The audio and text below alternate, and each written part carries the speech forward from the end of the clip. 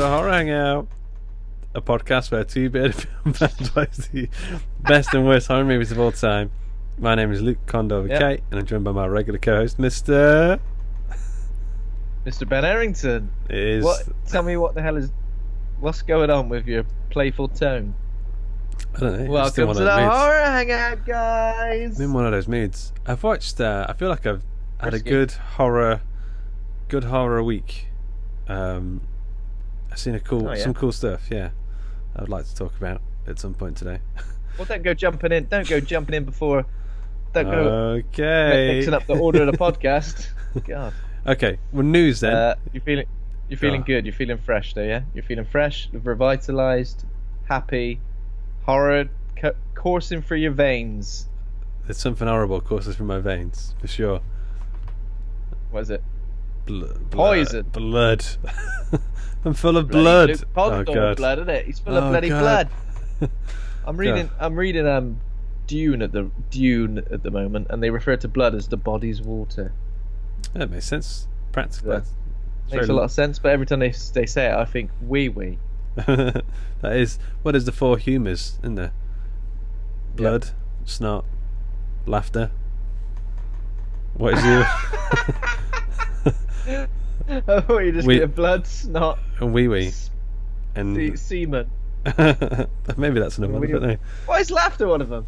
It's not. It's just the humour, isn't it? Oh. Just because it's humorous to say that. Oh, I got you. You're one step ahead of me.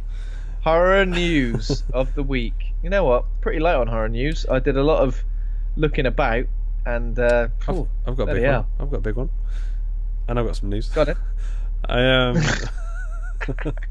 I turned 32 last week. This isn't horror news, but guess what? Turned 30. So 2 years younger than me. This is exactly the thing I've got. This is the first story I've got up ready for us to discuss. First of all, happy birthday to Luke Kondo. I don't think we discussed it on the show last week, did we? No. I think we did the podcast the day before your birthday, and I did that thing where I went, "Oh, I forgot to wish you happy birthday." Do you think the website bloody disgusting is like? It should be spelt like disgust, like they've discussed it. Bloody disgusting. I feel like that would be a good pun for a horror website, a news website, like a message board. It's a confusing pun. Yeah. So what turned 30, Luke? What turned 30? Nightbreed. Clive Barker's Nightbreed. Which I think there's like 3 cuts of it now, maybe 4 cuts of it. Everyone is apparently the director's cut or the best cut. So I don't know which one you're supposed to watch anymore. It's a bit of a Blade Runner situation. Nightbreed is, I'm a big Clive Barker fan. Clive Barker's my boy. And Nightbreed was another one that he directed. It was kind of, I think, supposed to launch him into the bigger film directing game, but I think it was a big dud, big poo-poo dud. But David Cronenberg's in it as like a masked killer, button eyes guy. Interestingly, the novella, there's something slightly supernatural about that killer, but that doesn't really get discussed in the film. It's it's Kabalik. It's good. It's a good film. I like it. I think we should do it on the show. Yeah, definitely. I'm game for that. Let's add it to the list of near future.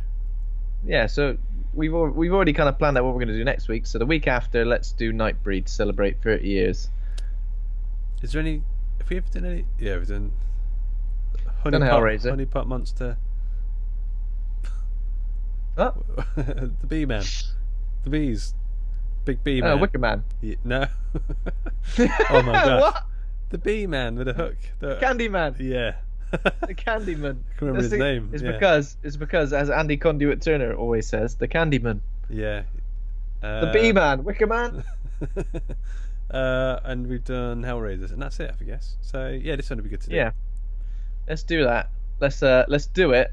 Even we might not remember. So if you're listening now and you really want us to do a episode on Nightbreed, bother us on social media. Remind us that we got to do it. Yeah. I'll remember. Will you remember? I'll remember. Remember what? Anyway. Oh. Quick. Have you got any other news? This isn't really news. It's just something I'm going to discuss now. So Jason Blum has teased that Halloween Kills is a very big movie. The canvas is very large.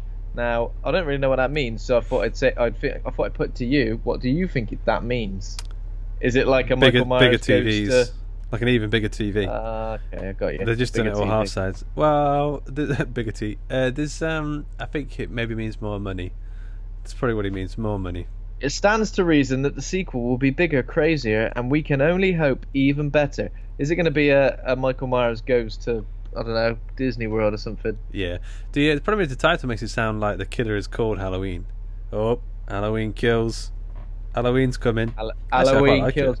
I bet there are a lot of people out there who probably do think that Michael Myers as the killer is Halloween, as the way some people think, oh bloody hell, Scream. I've been killed by Scream. as in the painting. Or... He got killed by Scream. He got killed by Scream. Like loads of people talk about him. Yeah, they do. I wish they did. Oh, Halloween's out to kill you. Yeah. To be fair, like I was trying to apply it to something else, but you can't really apply it to... Here comes the Candyman. Oh, that is what he's called. The Freddy and... You can't really apply it to Freddy versus Jason, because I almost feel like Freddy Krueger and Jason... Here comes Friday, the 13th. Yeah. I feel like they as like characters are almost bigger than the title of their films. Yeah. Where I feel like Halloween and Scream, the title of the films are bigger than the characters. Elm Street. That even makes sense. What point am I even trying to make here? I don't know. They've outgrown their... This is the kind of thing I would think about in my head and not try and discuss in a podcast scenario. But here we are. It's too late. Okay. Yeah. Well, what was the news article here? What were you saying? It's basically Jason Blum has just said Halloween Kills. Kills is going to be bigger, better, badder, and uncut. I don't know. There we go. Cool. Something else. So we got a little teaser trailer for Stranger Things Series 4. Kind of horror. Yeah, kind of horror. So obviously it's a bit of a spoiler if you were hoping to continue after season 3 and be shocked during revelations in season 4. But the revelation is, to probably skip ahead if you don't want to know. Give him a couple of seconds. Hopper. Oh, go on. Hopper. I stopped for a couple of seconds. The people can't go. But then, Hopper, who died at the end of season 3, is alive and well, working the chain gang in Russia, digging some stuff, and he's got a shaved head, and so he's alive. So I think the scope of Stranger Things looks like it's going to get bigger. They finally left Hawkins. Is that what it sounds called? I want to say Hawkins Bazaar, but I think that's like shop. Oh, that's what I meant to say. Hawkins Bazaar, where you can buy like a bloody whoopee cushion and those like pins, those pins that you put on your face. yeah. And they go sort of in your nose. Yeah. Oh, it feels weird. I like it. Oh, horrible. Yeah. So obviously, I really enjoyed season 3. I thought it was the best season yet. Obviously, I don't want it to keep going on forever and ever. It'd be nice to have some sort of ending, but I'm excited for this. I'll definitely watch it as soon as it's on. Yeah. I'll watch it. Yeah. Did we talk about Lock and Key? I kind of feel like that's... You talked about Lock and Key. Okay. You talked about Lock and Key last week, and I won't mention it. Kind of put me off. Put me off giving it a go. So. Okay. I don't know why I thought about that. I think Stranger Things is reminding me of it. Any other news? So there's a Fantasy Island movie. Oh yeah. Apparently it's been getting panned by critics currently. Apparently it's devoid of scares and it's dull and uninspired. But I was probably going to go and watch that, but maybe I won't. Another Blumhouse movie. They're churning them out, aren't they? Aren't they? Blumhouse. Yeah, is that at our cinema? Is that at the UK cinemas, I mean? I think it's going to be... Oh, I don't know, actually. It's a good question. I'm sure it will be, but I don't know when. Yeah. And the last thing I thought we'd mention, again, not necessarily horror related, but kind of cool for us to discuss, is the screen test for Robert Pattinson as Batman / Bruce Wayne in Eerie Red Light, shared by Matt Reeves this week. Did you see it? Yeah, it looks fine. Well, how do you feel about the fact that the bat symbol is allegedly made out of the gun that Joe Chill used to kill Batman's parents? Yeah. I mean, right, isn't it? That's pretty heavy metal, right? Well, I think they did it in the comics, didn't they? There's a comic where he puts smelts it down into his logo. Yeah. Into his logo. I've made this gun into a corporate logo. You're gonna see it everywhere. You're gonna see it on mugs. It is his logo, though, isn't it? It's his brand. It's my logo. I'm gonna sell a cereal shaped like it. He was branded before look at we were on the cast of this is on fire. Bloody hell. The cast of this is looking good. Jeffrey Wright, Commissioner Gordon, Zoe Kravitz as Catwoman, Paul Dano as the Riddler, Andy Serkis as Alfred, Colin Farrell as the Penguin, and also others. Who are they playing? They're anyone and everyone. Goons. Well, I'm excited for this. Love a bit of Batman. There we go. What have you been watching this week, Luke Condor with a K? So I watched. I sort of caught up with ones that you've seen as well. I saw Daniel Isn't Real, which is like a horror drop dead Fred. I really quite liked it. It's weird. It's like, I mean, the story architecture is pretty standard. It's kind of what you imagine would happen in this story, but it's done really quite well. And it's all like practical effects, I believe. The guy. It's made all the more, all the freakier. Because due to the fact that it's Arnold Schwarzenegger's son, who looks like a sort of a strange. He's got Arnold Schwarzenegger's the more psychotic side of his facial expressions, but not like less of the charm. So he's a bit more. I don't know. He looks really weird, kind of bizarre. Looks like he's been face swapped. You look like Schwarzenegger. You know when someone face swaps with a celebrity on a photo. They've face swapped him with Arnold Schwarzenegger. It's strange, but the physical effects is one bit that I found really cool. Was the hypnosis bit where there's like that was good. I don't want to describe it, but I don't really even. But there's a bit where the main character who has this imaginary friend is going on a hypnosis, and the hypnotist is trying to talk to the special friend. The made-up friend, and then it's a really gruesome bit, and it's just insane looking. Like the practical effects, crazy. It's cool. I really liked it, and I liked all of the arty side of it that they shoved in there as well. It's really interesting. Yeah, it was a very, very well-made film. I wasn't sure what I was gonna make of it, but yeah, glad I watched it. I liked it. Yeah, I wouldn't say it's a perfect film, but it's definitely worth watching. It don't go that far, mate. No, don't go that far. The vibe of it reminds me a lot of Channel Zero. It's very similar, sort of arty horror. Got you. What about you? What have you seen? Is that what you've seen? No, I've got some more. I've got some more, but we'll ping pong. To be fair, I don't think I've seen. Okay, we'll ping back. The next one I saw. Ping back. So I saw Bliss. Oh yeah. On Shudder, the Joe Bagos. So he's cranked out 2 films this year. He cranked out Bliss and VFW, which looks pretty interesting. I've really watched that. Yeah, I've seen a lot of stuff about that. So I think I'm going to watch that next. But Bliss was like, okay, let's talk about the positives, because it is very well directed. It's a very stylish, grungy, gritty, neon-soaked, gore-soaked, practical effects, all really, really good. I enjoyed all of that stuff. However, I found the main character like just so annoying, like to the point where I was like, I don't know if I can keep watching this because she's getting on my nerves.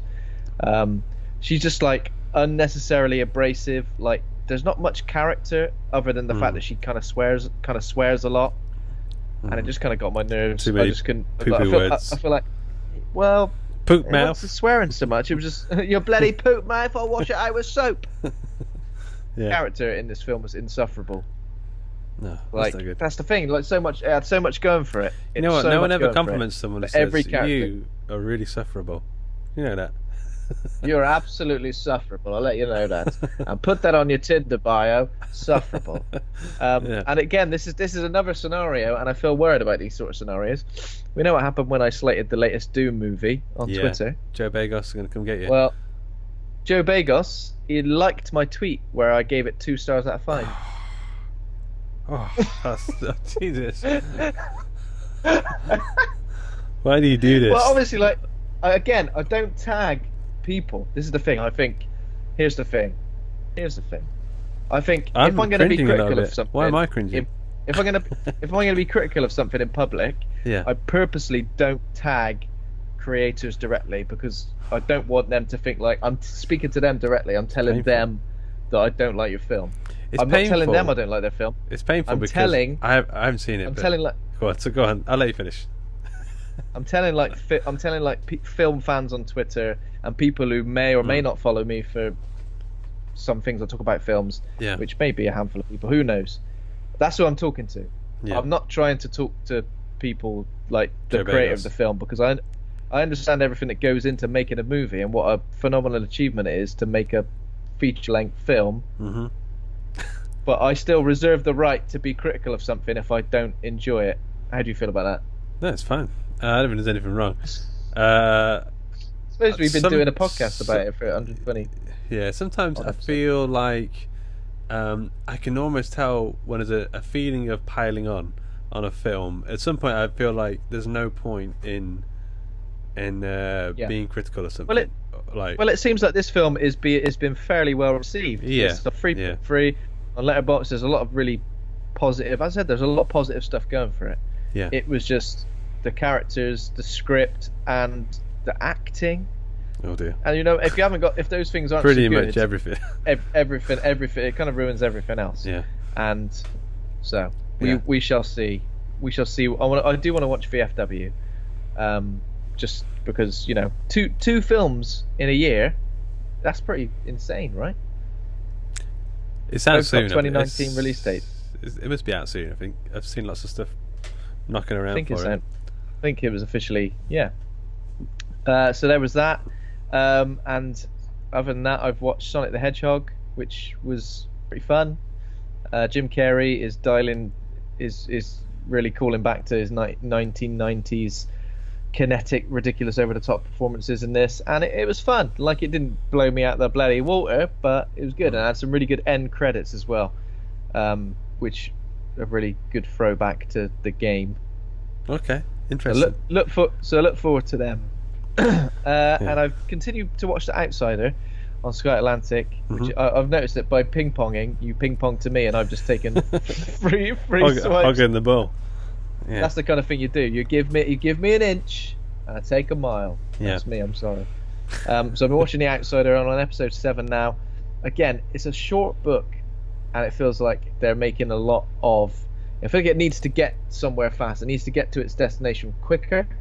Mm-hmm. I feel like you get whole episodes which are just people kind of just chatting about something. Well, that's what happens in the book. As soon as that other character is introduced, the other main character, Holly, I think, is a lot of talking, and for like 200 pages or so, they're talking about nothing. Then it's at the end when this takes 3 episodes, it's difficult to maintain your interest. I lost interest then halfway through that sentence, which is just shows you what you're dealing with, right? It does, yeah. I've heard good things about it, but I've heard, like the book, it does. Yeah, I don't know. I've lost interest. Anyway, it loses momentum. Okay, back to you. Come to Daddy. Have you heard of this one? Do you know much about it? I have heard of this one, and it is. I'm queuing it up to my watch list. Okay, so it's Elijah Wood, who we all know and love and trust. But would he? Huh? Elijah Wood, but would he? Of course he would. So he gets off a bus in the middle of, I guess it's like the Florida Keys sort of area. I don't know. It feels American, but they're in a sort of holiday place, sort of beach, a bit out of the way of anywhere. And Elijah Wood gets off. He goes to this house in the middle of nowhere, and then he finds his dad. And apparently his dad sent him a letter. He's not seen him since he was a baby, or a baby who could think, so like 2 or 3 or whatever that age is. But the relationship's weird. So he got the letter from the dad to come and see him because he's missed him and all this stuff. He wants to reconnect. But when he gets there, the dad's really standoffish, doesn't seem to even want him or even like him in any way whatsoever. And then I won't spoil anything. This isn't spoiling. This is kind of the setup. The dad tries to kill Elijah Wood, and then from there things get. Well, I got sold on this because people were saying, "Oh, it's completely out there. It's batshit crazy." It's not. It's black comedy, black dark horror comedy, I guess. Dark thriller comedy. Yeah. It's not bizarre in any shape or form, but it's all takes place in the real world. It's not fantastical anyway, but it is kind of fun and quirky and wild. And it's also got Michael Smiley in it, who's great in it. It's worth watching. It's a lot of fun. Do you want me to ping it back to you or? Probably no point because I'm completely out. I think point. Okay, we'll just ping it straight back. Heathers is on Amazon Prime. I've been meaning to watch this for a long time. I've never seen Heathers. I always see people talking about it. Have you seen it? Remind me. Winona Ryder and Kristen Slater. So Winona Ryder is... I'm pretty sure, yeah. Okay. Winona Ryder is, I guess, a smart, geeky kid who is now being ingratiated in the cool clique. This came out in 88, so it is a little bit... feels a little bit dated, a little bit low production. But she doesn't quite fit in, and then she meets Kristen Slater, who is slightly psychopathic, but they fall into a relationship. She talks about how she wishes these other cool kid people were dead, and he kind of forces her into making them kill themselves, or he kind of lures. He makes her feel like they're gonna just scare these people or something, or something murderous always happens by accident, and they end up dying. And then it's fun, it's quirky, it's weird. It gives me some Beetlejuice vibes. It's got really over the top moments with the suicide funerals. There's some great lines in it, and like there's one point in the funeral where the pastor is spaghetti. No, the pastor at the funeral, the what's his name? The father is the guy from Beetlejuice. He's the interior decorator guy. Okay. The pastor is spaghetti. I thought you were going to say that. Yeah. And it's they're all wearing 3D glasses at the funeral and stuff. It's fun. It's quirky. It's pretty insane. And Winona Ryder, like you could tell, just watching this, is like, of course she's like a star, or like she was going to be bigger and bigger. Of course she's a bloody star. Seeing that she's a star. But yeah, it's good. And lastly, I saw something called The Forbidden Room, which is absolutely insane. Arty farty, but I like arty farty stuff. I wouldn't even know how to describe it. Short stories, I guess. The filming style, it's by a guy called Guy Maddin, and the filming style, he uses a mixture of 8mm film and digital film, and it keeps cutting between the two. So it's a really weird film style. Lots of silent movie moments in it for some reason. Funny, but I would not recommend that to your average dad. To your average. What's this shit you put on? Where's Soccer AM? Where's Sport on Sundays? To my dad, it's Tour de France. Bullseye? Where's Tour de France? Tour de France. France, Dad. Where's Tour de France on? Where's this Tour de France then? Apparently the Tour de France is now in France. Bloody Brexit. I said it. I think it was in England, wasn't it? Fairly recently. Or they did something like that. Joke, but yeah, it's true. Made a joke. Okay. But other than that, I watched Underwater. Did you watch it while underwater? No. Did you? Is that an option? How do you feel? No. Just not even IMAX. No, I wish it was. Do you wish? Right. So, what's the most obvious literal? What? It doesn't matter. Go on. What's the most obvious literal film title ever? Now, there was a film with Channing Tatum in called Fighting years ago. Yeah, I remember that. I think. Remember that? So that's a pretty literal title for a film called Fighting. Mm-hmm. It's got fighting in it. I mean, that's one step beyond Fight Club. Yeah. But is this the second most literal movie title ever? Underwater? Yeah, I guess.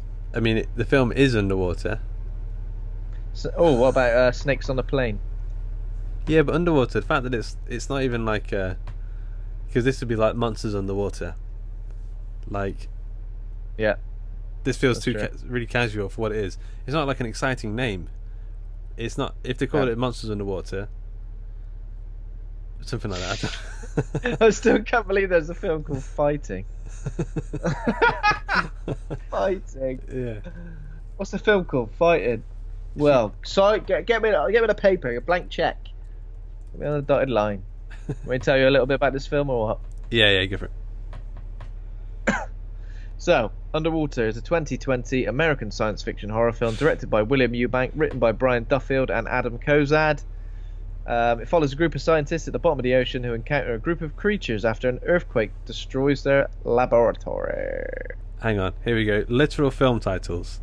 Throw Mama from the Train. What? I've never heard of that one. Hobo with a Shotgun. We Bought a Zoo. Cowboys and Aliens. These are all very good. It Follows. I don't know how it works. Zack and Miri Make a Porno. I guess so. Honey, I Shrunk the Kids. See, these are still quite good. They're all pretty good, but at the same time, they're nowhere near as literal as Fighting. Warner Herzog Eats His Shoe. RoboCop 2. Why would you put... What? I mean, it is kind of literal, I guess. It's a second movie in the franchise. RoboCop 2. Yeah. That's like, you got to put every single film that's got 2 after it. Yeah. Okay, so this film, what were you saying a second ago?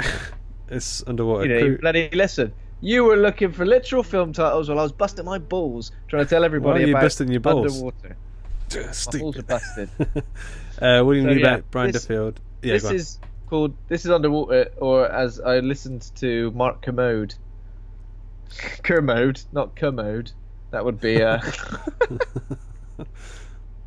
Mark Kermode talk about this film, and he called it Wet Aliens. How does that make you feel? Well, no, it's good. It makes sense.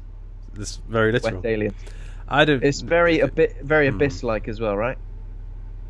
Yeah, I don't know if Aliens is the right thing for it, really. I don't know. I'm not quite with that. I mean, it makes sense. There are wet aliens in it. There are wet aliens. Yeah. Yeah. So this film. Give me what else we got. Give me some more. Okay. Well, Rotten Tomatoes score 47%. Bit harsh. User score 60. Letterboxd 2.9. Horror Hangout Board Advisors. Ryan Chisholm says he's going to see it tomorrow. It's an interesting review. Ben Scaife. Interesting review. Ben Scaife will take a look. It's an interesting take on it. Kelsey Jankovic says fun movie, Great. Hit all the sci-fi thriller beats. Thriller, but didn't add anything original too original. Still an enjoyable watch. Tommy Draper said seen it, enjoyed it. A good movie that didn't mess about. That's what I like. It's like a tin of beans. That's a good solid review. That's his review. That's like my review of Fighting. There was fighting in it, and that was it. Great. What more could you ask for? Wanted some fighting. Fighting, yeah. Play. Oh yeah, fighting. I want to watch a film called Car Chasers next. Quality. Guns. Okay, Edward Harvey says, "Oh, I want to see this. I haven't yet." Okay. A lot of people who are going to watch controversial it. take. Well, it only came. So it's a bit of a weird one. This was because I think it was listed originally as coming out. It came out early Jan in the States. Yeah. And then it was supposed to come out like mid Jan in the UK, and then somehow out of nowhere, with no explanation why, it got pushed back to like February. Yeah, it's filmed in 2017 as well. I've got some trivia about something that I think may be why it's been pushed back. Don't do the trivia now. Look, I'm not. Hang on. First thing you did was jump in with what you've been watching. Now you're jumping in with trivia. Remember what the order of the podcast is. How long have you been doing this for? I'm joking. Okay. I'd love you to open the podcast and go, welcome to the Horror Hangout, and then go, now on to the trivia. And just watch me like blood coming out my ears. Initial thoughts I've got here. This is how I section the film. After the reviews, initial thoughts. The first line of my initial thoughts says, "My expectations were very middle of the road. I wasn't expecting it to be so sci-fi, but it was. Also, also Soma. This film reminded me so much of Soma. Have you played Soma?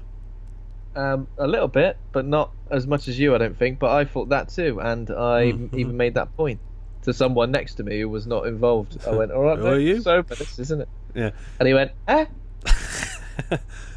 So Soma is about a guy who wakes up in an underwater Mariana Trench base, and he has to walk along the bottom of the Mariana Trench to these other bases.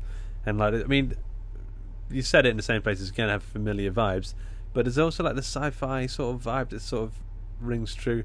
I actually think Soma is a more interesting story. It has a lot more cool parts to it, but this gave me enough Soma vibes to make me think I like it. Yeah, I think I need to go and play Soma properly. Oh man, there's some amazing bits in it. Okay. Okay, I'll make a start on that immediately, right now. Yeah, so it's I wasn't expecting much out of it, I'll be honest, but I was surprised by how intense it was. I was on it in the cinema on my own, and it was bits about halfway through I was like, Jesus, this is getting to me. I'm getting a little bit worried.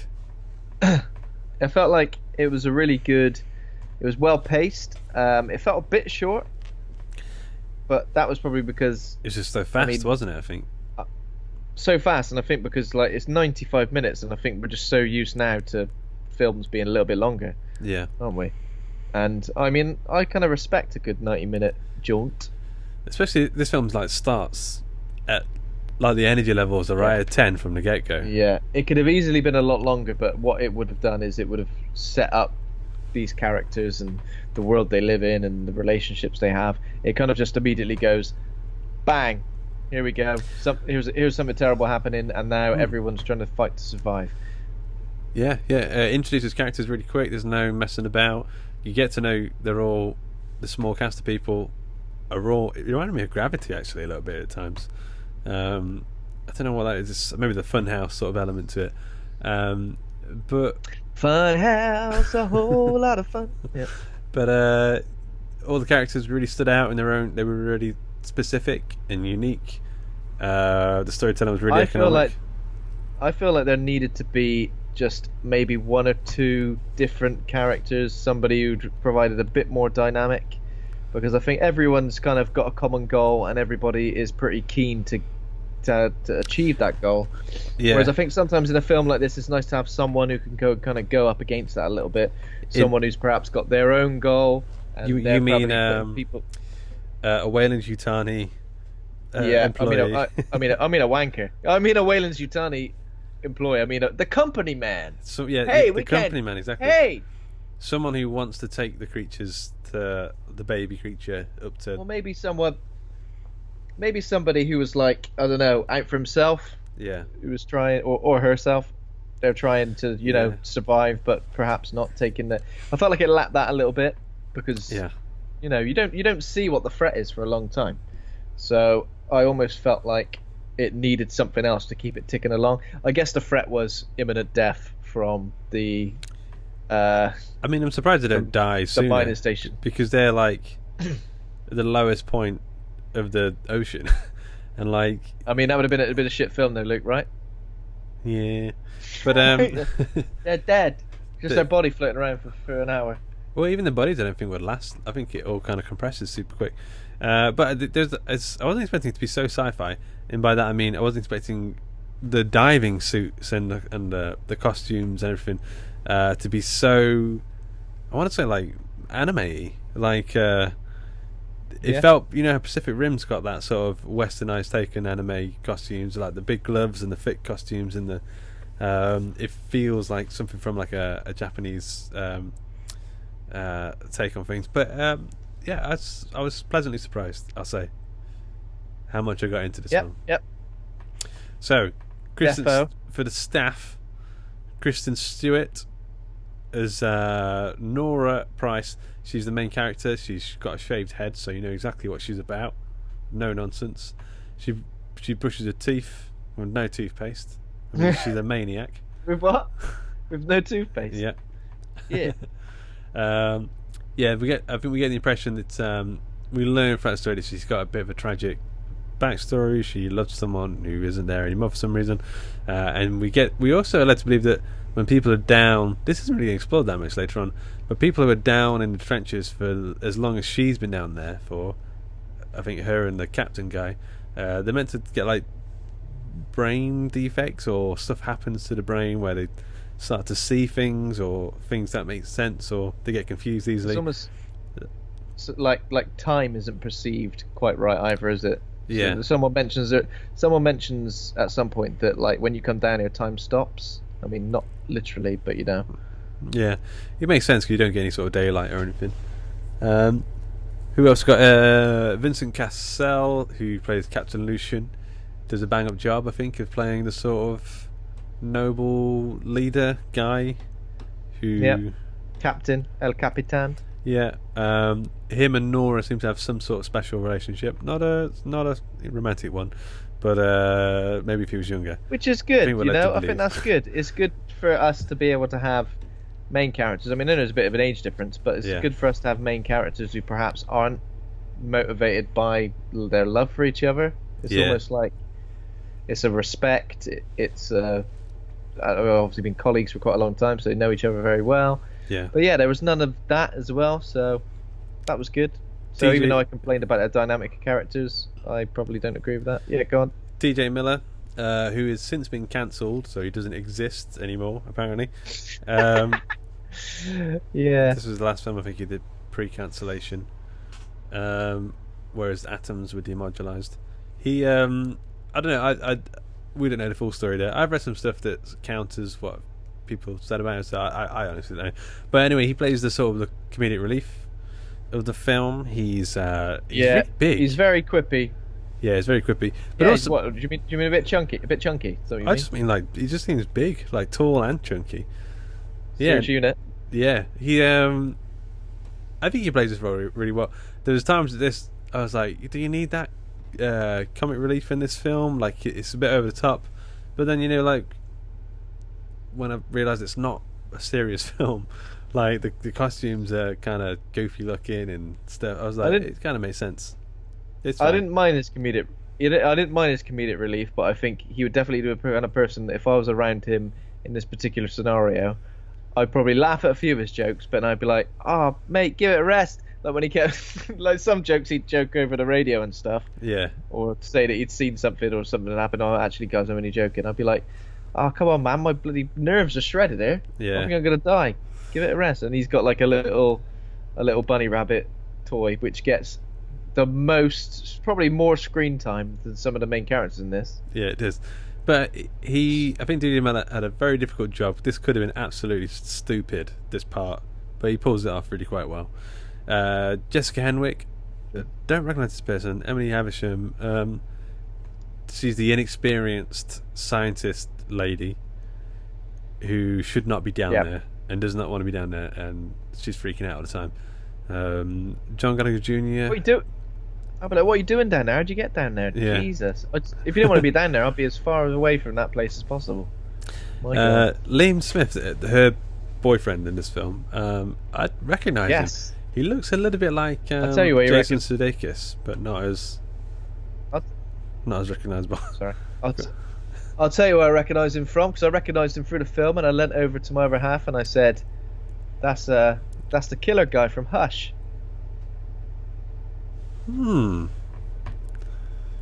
Yeah. Okay. It is.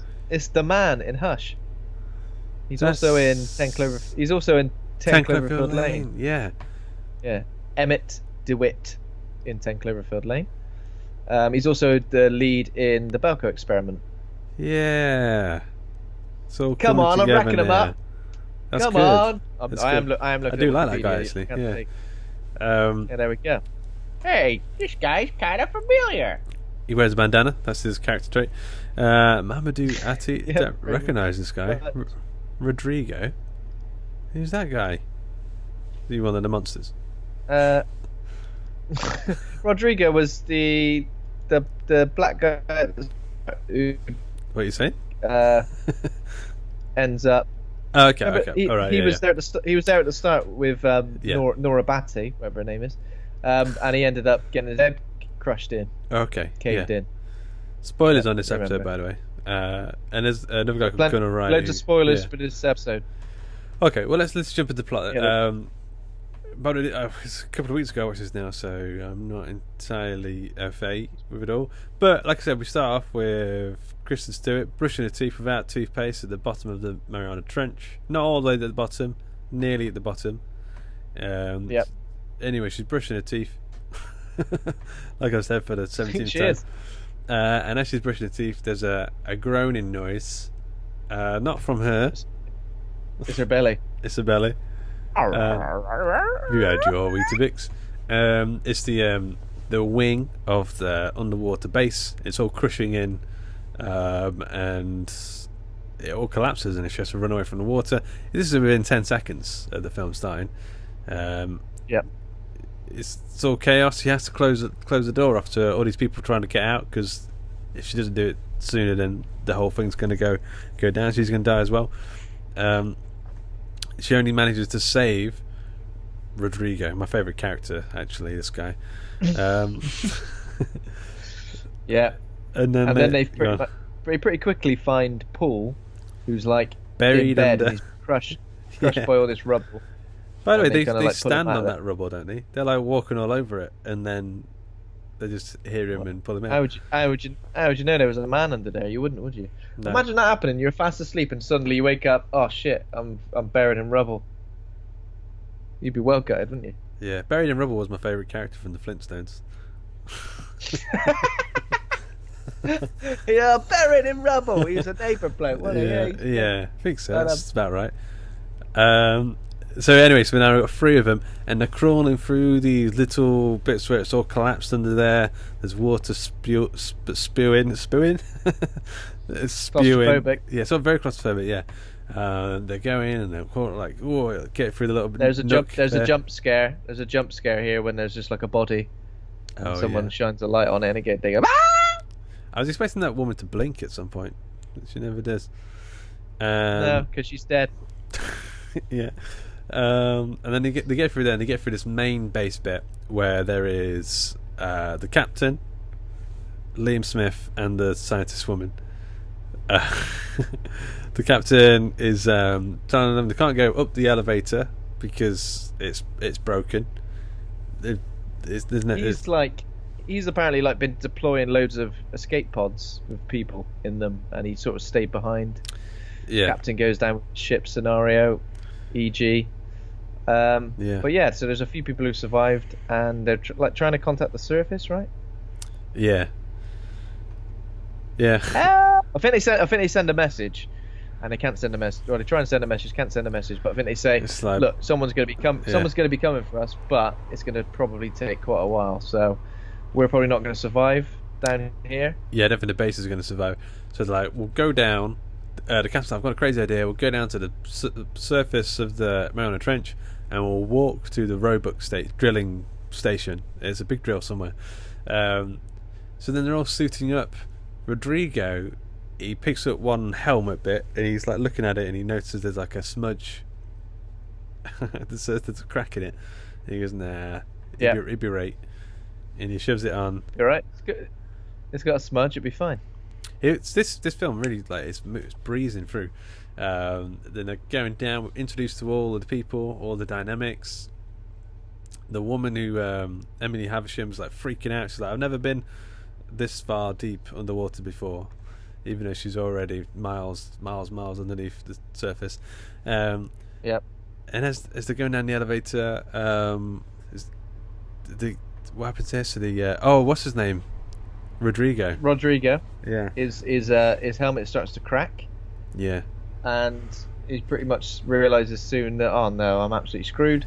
And then it kills him instantly, but he kind of like blows up, right?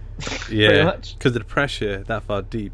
Yeah. That far down, he just like explodes. And by the way, whenever they're like underwater, on these parts, out of the bases, there's a lot of going in and out of bases. And whenever they're out, it's really difficult to tell what's going on. Like you see flashing lights. It's very murky. It's there's stuff floating around. Their lights don't seem to be very good, really. So it's a good film because obviously when you're trying to see what's in the murky darkness, you do kind of see things move, like very briefly. That you kind of, and I mean, it's got not a very nice place to be, I guess. No. So they stop off at this next point. They kind of wave Rodrigo out of the way. It is like they wave him away like a bad smell. And he is. This is like a game because every time they get to different places, it's like a checkpoint scenario. There's really, a constant that thing where the airlock door opens and they all like spill into the room and they catch their breath. That happens about 7 times, I think, in this film, and it is like a save point moment, cutscene moment.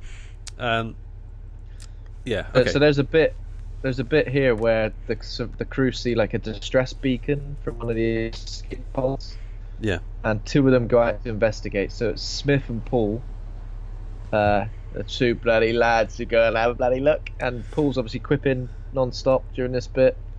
But when they get there, they find that the pod's like ripped open and that there is like a body. Is it like a body? There's something there, isn't there? Like a body and it's sort of face down. His flesh is all wobbling around.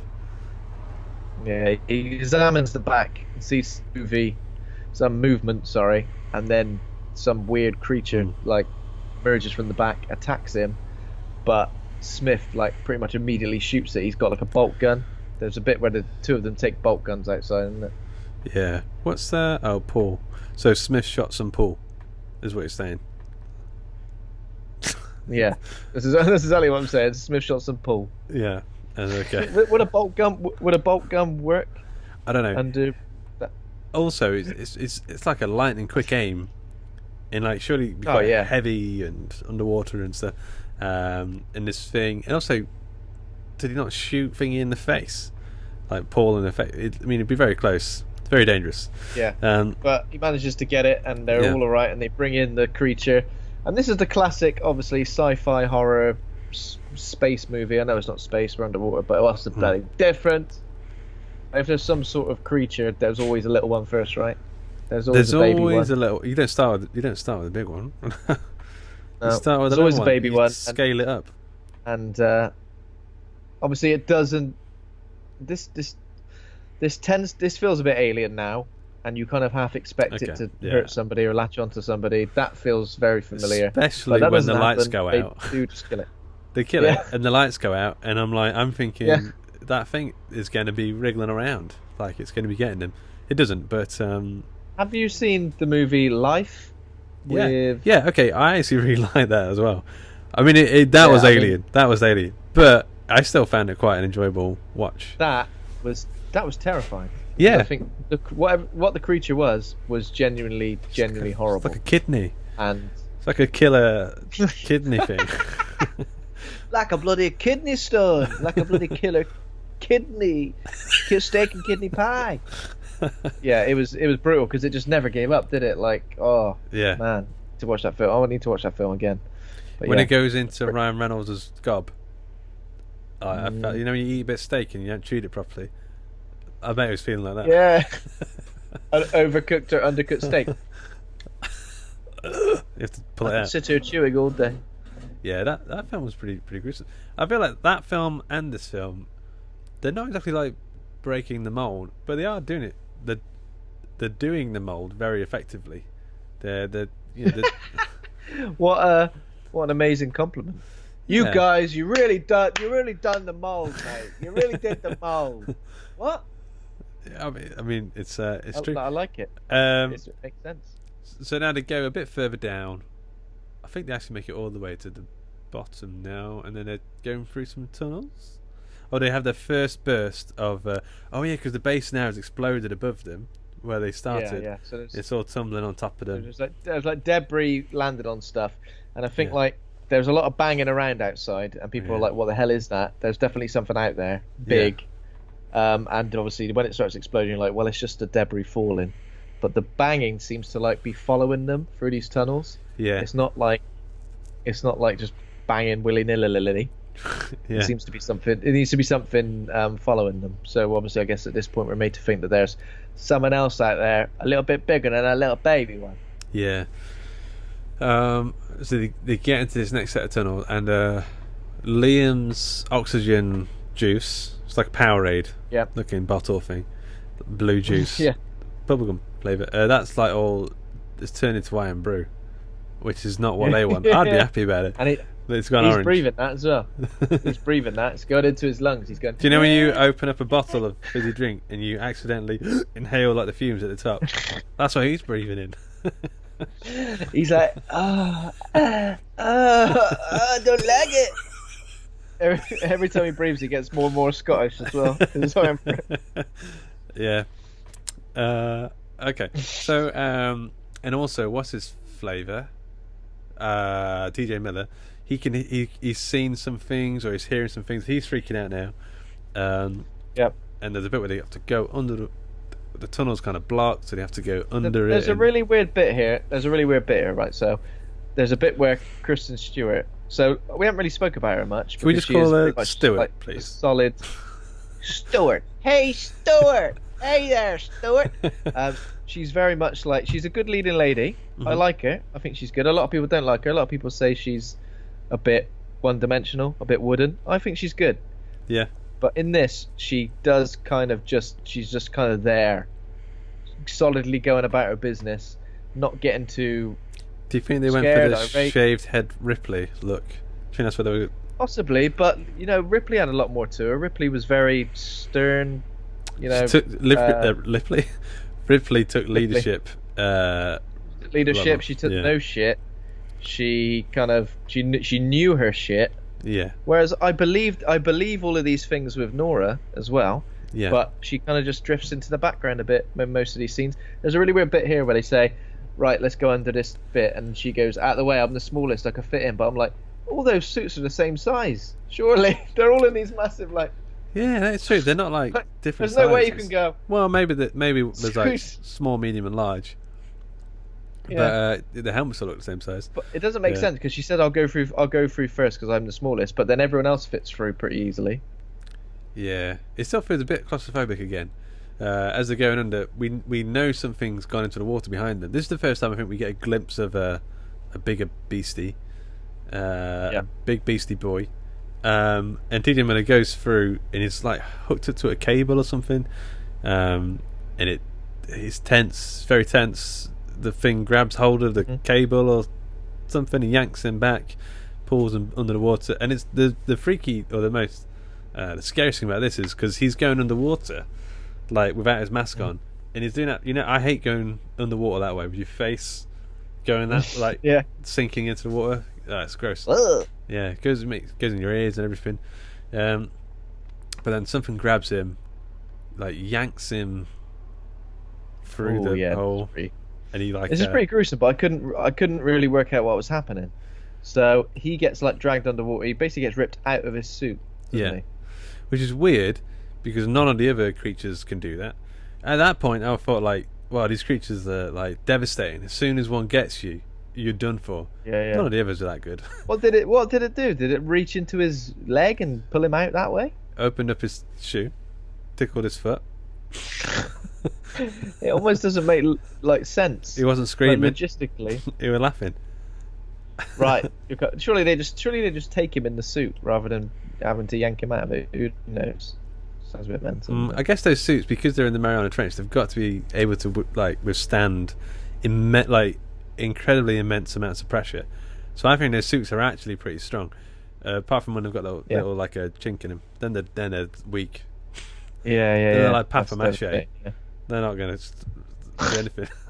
I think he just sort of yanks him through the suit.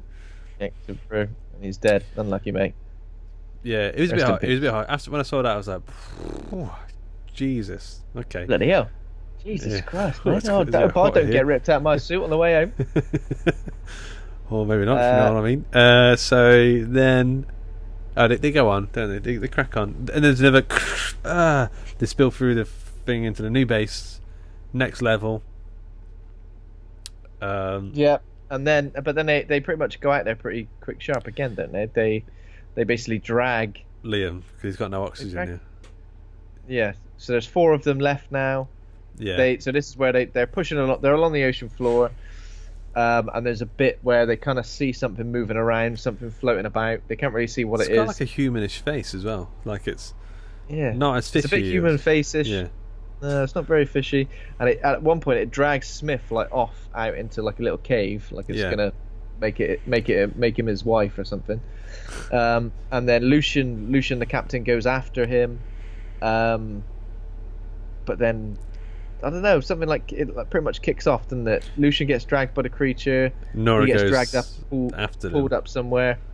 Or they're on a cable. They're like cabled together or something, like cable tied together. Yeah, and this. Yeah, that's it. Cable tied together. But then we get like a semi good look at the creature now, where it's kind of like stalking them, and we see I'm trying to remember what it looked like. In my head, all I can think of is Shape of Water.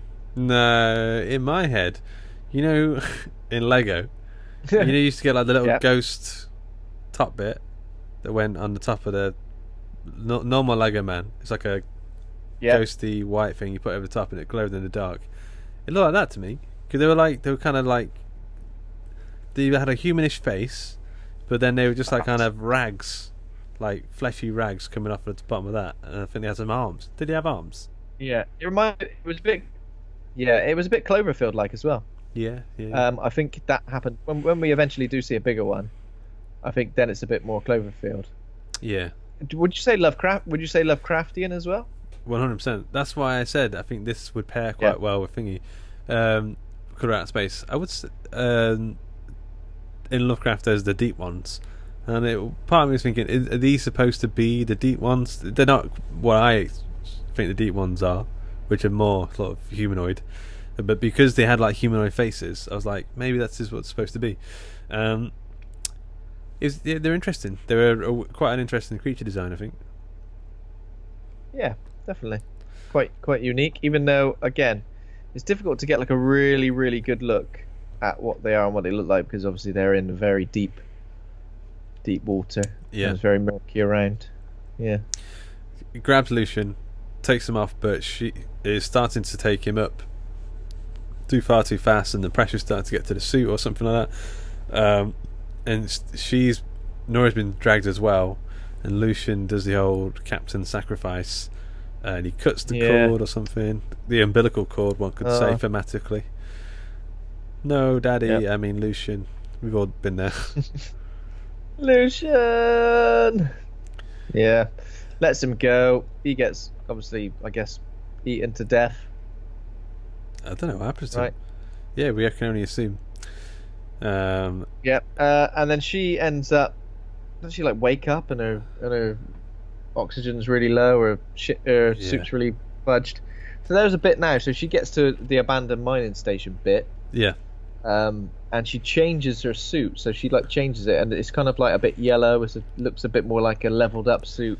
And there's a bit where it looks like she's maybe customizing it or added some stuff to it, almost like it should have been a montage of her doing something. It felt, but then it kind of just cuts and.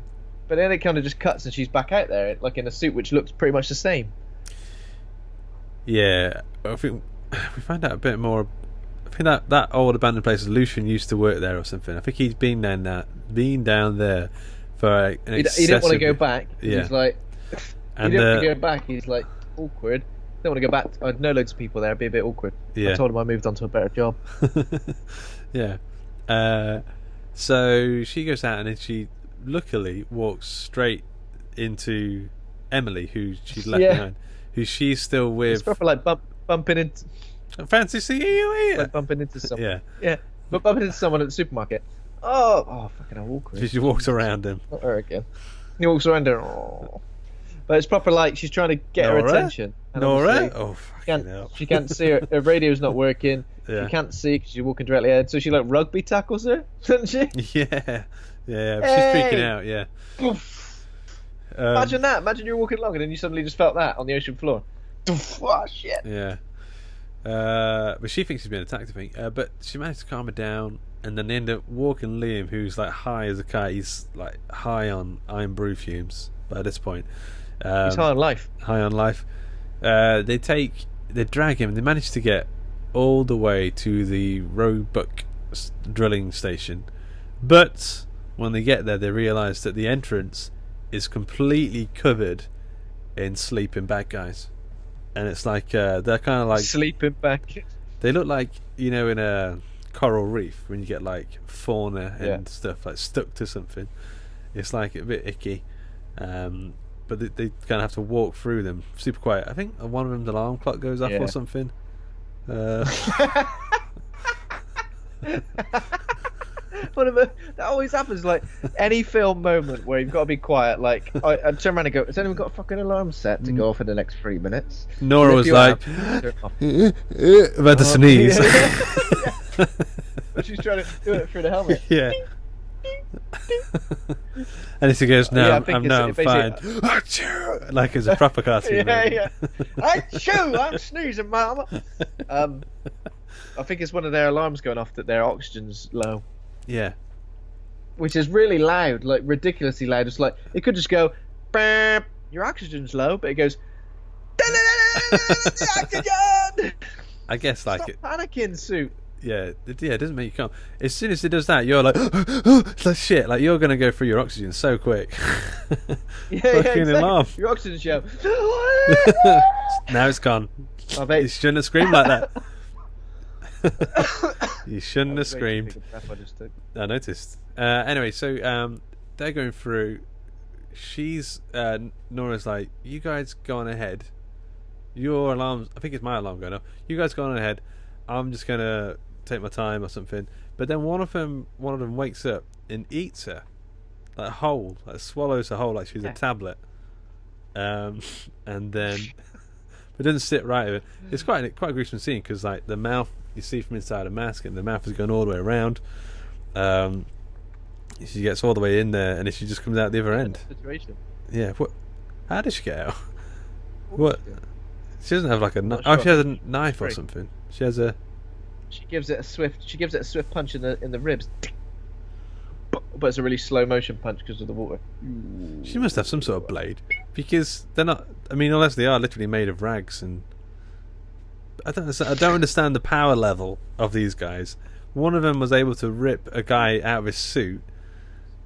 One like couldn't bite through the mask, but it was like his arse was made of like wet flannel.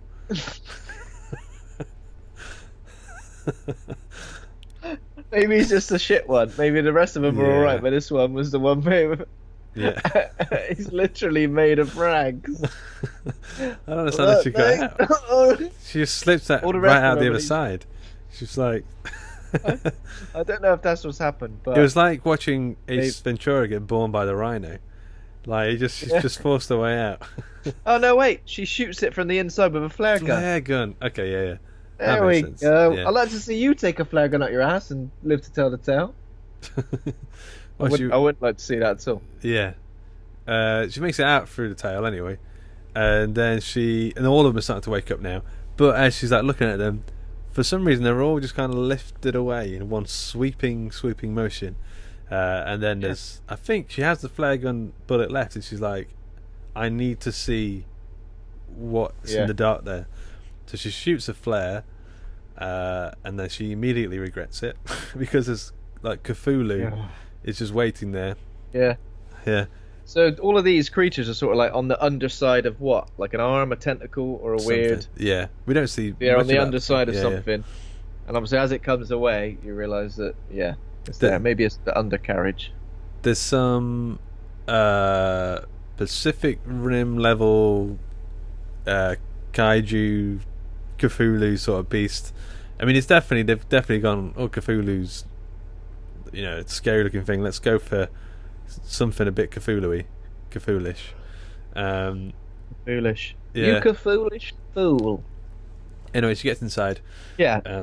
She gets inside, but then the big creature's like creating some sort of explosion in it. It's like smashing into things. And I don't know what it's doing. But it's basically just being clumsy. Yeah. Doesn't it look at her or something? It seems to recognise that it seems to be intelligent anyway. This big thing. Yeah. They go inside the base. There's only 2 escape pods left. Nora smacks what's her name in the face, and then immediately apologises. I quite like that moment. Yeah. Because she wants someone to have a chance at being a relationship and happy and stuff, because we found out earlier in that she had a husband or a fiance, and he went missing down in the Mariana Trench. That's right. Yep. And they never found him. Never found a body. Never found a shred of evidence. What happened? A shoe left behind. A sock. A toe ring. No toe ring. So those two, Liam and Emily, shoot up towards the surface. We see them on little radar screens. The Cthulhu thing is still going crazy. Oh, and then it's like Cthulhu's like, up there. It's all his mates. Up there, you stupid bastards! It's not his mates. It's like his little those offspring. Kids. I don't know. Are they all going to grow to that size then? That's insane. Maybe they're like those things, alligators and some other creatures. They will just grow to the size of what's symbiotic relation. Oh, like that. Okay. Well, that's fucking mental. Yeah. Maybe it's like a symbiotic relationship. You know, they're the little birds on the hippopotamus's head. That's a thing, right? Hippopotam. Yeah. So then, we see like a visual representation on the radar, don't we, of all those creatures going towards the escape pods, and obviously then Nora Price realizes she got to do what she got to do, which is sacrifice herself to save the other two, and then she raises the energy levels of this core engine so it explodes and destroys the whole area, but so easily. There got to be some safety measures in place. She kind of just goes spacebar, turn it up to 100. Yeah, it's gonna explode. I accidentally bought an app the other day, £5. I did not mean to do it, but my phone was on the thumb fingerprint sensor. Like, it shouldn't be that easy to spend money. It should definitely not be that easy. What app? To blow up. What app was it? I actually don't know. Because I don't think it was just one app. I think it was like a subscription. I think Apple, the App Store, are trying to do like a Netflix thing where you pay £5 a month and you get various games, I think. All the apps? I immediately cancelled it. But yeah, I mean, it's too easy. She just accidentally sat on the keyboard and it blew up. I found the ending a bit cheesy. It was a bit cheesy pie. There was the sort of badass music. I was like, come on. Yeah, man. Badass music, bit explosion. She dies. She just should have said something quippy to the Lovecraft being. You fucker. There was a lot of bits where like people were. There were a lot of slow mo bits where water was kind of going upwards. There was, yeah. I didn't like it. People were falling backwards. It's a bit. Yeah, it wasn't my jam. Bit silly. It was a bit, yeah. Okay, but that happens, and then we get some quite hilarious end credits where it's like newspaper clippings and online articles about like these people being found and the fact that they've been sworn to secrecy, and that you know they're trying to get to the bottom of this, and then you see the little toy rabbit with like a measuring tape next to it. And then I think it says at the end the company goes on to say they intend to expand their drilling efforts. I feel like the creature's dead now, right? That's it, isn't it? Well, I think the problem is they found a hole. They made a hole that opened That's up. Like Lovecraft. That's like kaiju, isn't it? Oh yeah. I think they kind of. It's very kaiju. Yeah, super Godzilla-y. Yeah. Okay, man, I've got some trivia for you. Oh, very nice. Number one, we mentioned briefly about this. We skirted around this. What is this the last movie to bear the banner of? To bear the banner of? Yeah, this is the last movie that had a specific thing. The last movie that's ever going to take place underwater. Yep. Everything else is strictly above the surface from now on. From now on, yeah. We tried that underwater thing. It didn't work. It's the last film released under the 20th Century Fox name, before the name was changed to 20th Century Studios by Disney after their acquisition of Fox and its assets. Of course. So I think one of the reasons why this film took ages to come out was probably something to do with that. Like, there's some handover stuff going on. Yeah. Okay, number two. Can we release underwater? We tell you can. Yeah. Okay, I've got a bit of a game. Name that aquatic horror movie. I'm going to say a synopsis to an aquatic horror movie, and you need to tell us what that aquatic horror movie is. Okay, number one of these questions. The residents of a seaside Maryland community become the unfortunate hosts of mutant waterborne parasites that take control of their minds and bodies. Name that aquatic horror movie. Mutant parasites. Is it... Oh, what's it called? It's called The Reef. Or something like that. No. The Reef, not The Reef. What did you say? No. What did you say? The Bay. Yeah, it's The Bay. Oh, The Bay. Oh. Number 3. Yeah, I remember that one. A deep sea submarine is attacked by a megalodon, 75-foot living fossil and the largest shark to ever exist. The rescue crew from this unexpected prehistoric predator, a Chinese oceanographer and his daughter, enlist the help of a veteran deep sea rescue diver. Yep, it's the Meg. That's Jason right. Statham. Hey, it's Jason Statham. That's right, it's Jaws. What, Jason Statham? On an island research facility, Dr. Susan... This is the next one. On an island research facility, Dr. Susan McAllister is harvesting the brain tissue of a DNA Deep Blue Sea. That's right. Deep Sea Blue. Number 5. Deep and the Sea last Blue. one. With LL Cool J. Ladies Love Cool James. Formerly married petroleum engineers who still have some issues to work out. Oh, hang on. So what? Oh, yeah, okay. 2 formerly married petroleum engineers who still have some issues to work out are drafted to assist a gung-ho Navy SEAL with a top-secret recovery operation. A nuclear sub has been ambushed and sunk under mysterious circumstances in some of the deepest waters on Earth. That's a mouthful.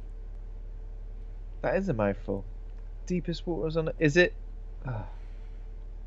It's on the tip of my tongue, but I feel like I don't know. I feel like I'm going to say the wrong thing. First of all, I was going to say... Black Sea? No, it's not that. That's completely different. That's a completely different story.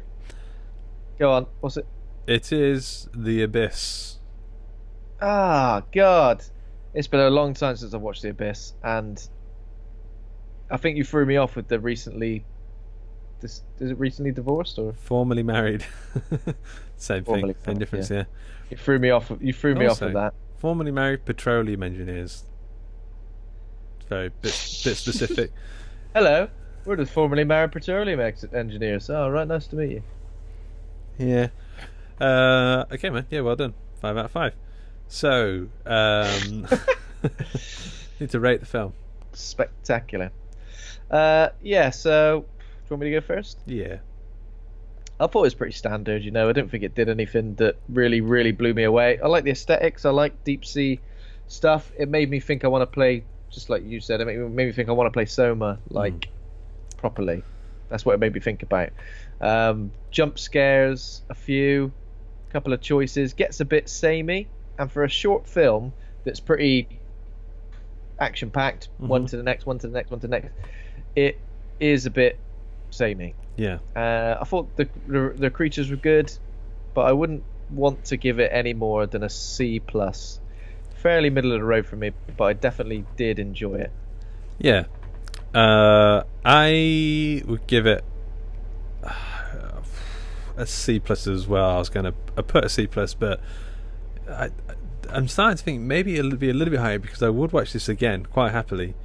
Like if it's on a TV or something, I'll shove this on. And I also kind of really want to watch Life again at some point. And I feel like this is a similar tier, but Life was... I don't know, I need to watch Life again as well. Yeah, it's good. Yep. It was surprisingly decent, I'll say.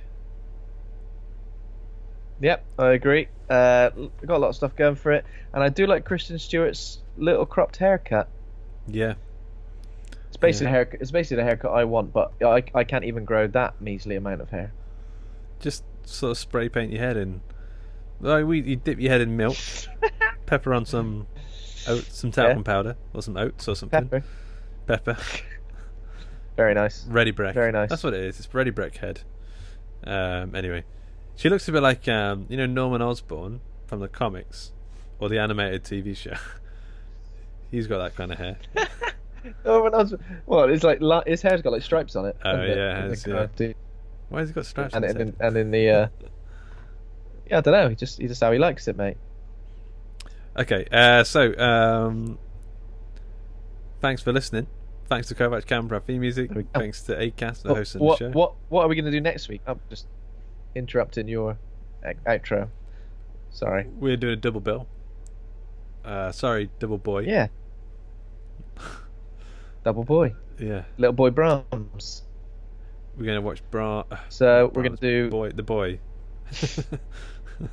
The boy and two Brahms, two Boyvius. What? The second boy film. Oh, okay, yeah. Two Brahms, two Boyvius. Basically the second Brahms film. So let's see what happens. About a little dolly, innit? Yeah. Bad Boys 2. Bad Boys 2 we're going to accidentally watch. What did you watch? I watched Bad Boys 2, sorry. Isn't a Brahm? A Brahm is, the Inception trailer? That Brahm. That's what that noise is. It is. It's called a Brahm. Or a Brahm or something Brahm. Like that. Brahms. Okay. Anything else we need to say before we go? No. Just thanks for listening. Thanks for everything. You do your outro. I'm interested. Sorry. I'll do my outro like I'm doing some ending credits music, and then you say goodbye. Thanks to Kovacs Cam for our theme music. Thanks to Acast for hosting the show. You talk over me. Everybody. Yeah. Thanks to listeners. If you enjoed the show, please consider giving us a 5-star rating and review in iTunes. If you have enjoyed the show, 5-star rating. Subscribe. I'm saying the same thing now. Thanks to my co-host Ben for being a right dude. Remember to stay frosty. Al Pacino's. Thank you very much, Luke.